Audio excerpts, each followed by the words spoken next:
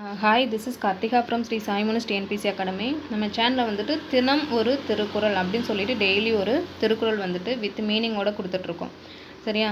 இப்போ வந்து இன்றைக்கி அன்புடைமையில் 8வது அதிகாரத்தில் வந்துட்டு 5வது திருக்குறள் தான் நம்ம பார்க்க போகிறோம். ஓகேவா? என்ன அப்படின்னா, அன்புற்றமர்ந்த வழக்கென்ப வையகத்து இன்புற்றார் எய்தும் சிறப்பு. அதாவது அன்புற்றமர்ந்த வழக்கென்ப வையகத்து இன்புற்றார் எய்தும் சிறப்பு. அதோட பொருள் என்ன அப்படின்னா, உலகில் இன்புற்று வாழ்பவர்களுக்கு வாய்க்கும் சிறப்பு என்பது அவர் அன்புள்ளம் கொண்டவராக விளங்குவதன் பயனே என்று கூறலாம்.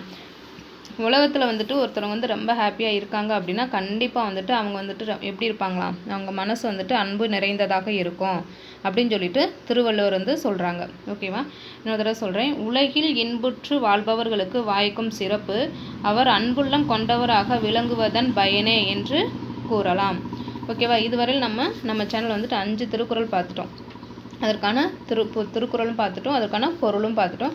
இதே மாதிரி டெய்லி ஒரு திருக்குறள்னும் போது நீங்கள் டிஎன்பிசிக்கு படிக்கும்போது இந்த திருக்குறள் கான்செப்ட்டுக்குன்னு தனியாக நீங்கள் நேரம் ஒதுக்கணும்னு தேவை கிடையாது. ஓகேவா?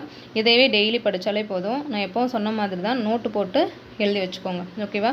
இந்த அதிகாரம் முடிஞ்சோடனே 10 திருக்குறள் முடிஞ்சோடனே நம்மளுக்கு வந்து டிஎன்பிசியில் இதிலேருந்து எந்த மாதிரி கொஸ்டின் கேட்பாங்க அப்படின்னு சொல்லிட்டு இம்பார்ட்டன்ட் கொஸ்டின்ஸ் என்ன அப்படின்னு சொல்லிட்டு நான் உங்களுக்கு டீச் பண்ணி தரேன்.